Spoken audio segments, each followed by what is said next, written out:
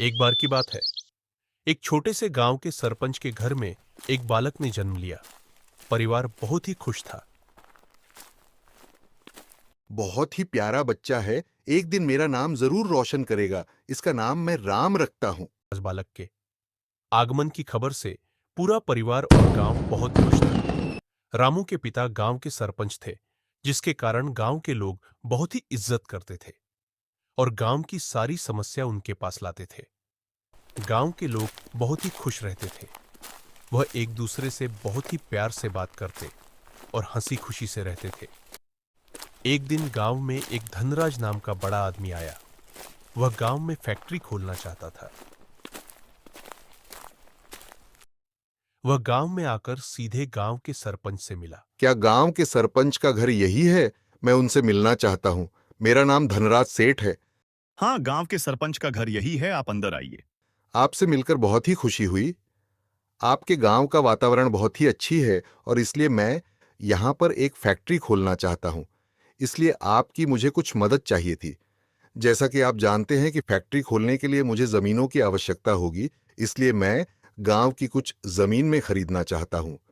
वह गांव के सरपंच से मिलकर उनसे गांव में एक हिस्सा खरीदने की चाहता था, पर गांव के सरपंच को यह बिल्कुल पसंद नहीं आया और उन्होंने आश्चर्य जनाते हुए धनराज से गांव की खुशहाली के बारे में बताया और उन्हें जमीन देने से मना कर दिया। धनराज यह सुनकर बहुत गुस्सा हुआ और वह सेठ के घर से चला गया। मालिक, अब हम क्या करेंगे? गांव के सरपंच में तो हमें जमीन देने से मना कर दिया, और अगर हमें फैक्ट्री नहीं खोली तो हर बहुत नुकसान हो सकता है। उसने मुझे मना करके बहुत बड़ी गलती की है। फैक्ट्री तो मैं इसी गांव में खोलूंगा। तुम लोग फैक्ट्री खोलने की तैयारी करो। गांव के सरपंच के मना करने के बाद भी धनराज सेठ ने जबरदस्ती गांव में फैक्ट्री खोल ही दिया। गांव में फैक्ट्री खोलने के कारण गांव के लोग बहुत ही परेशान हो गए। फैक्ट्री के कारण गांव के आसमान में धुआं छा गया, जिसके कारण गांव का वातावरण प्रदूषित होने लगा और फैसले भी खराब होने लगी। फैक्ट्री खोलने के कारण हमारे गांव का बुरा हाल हो गया है। हमारे फसलें भी खराब होने लगी हैं और हमारा वातावरण में प्रदूषित हो गया है। ये बहुत ही चिंता की बात है। चलो सरपंच जी के पास चलते हैं। सभी गांव वाले सरपंच जी के पास पहुंचे और उन्होंने सारी बात बताई। मैं आपकी सभी के दुख को समझता हूँ, परंतु धनराज हमसे पैसों और ताकत देने में हमसे आगे है, इसलिए हम उसके आगे कुछ नहीं कर सकते।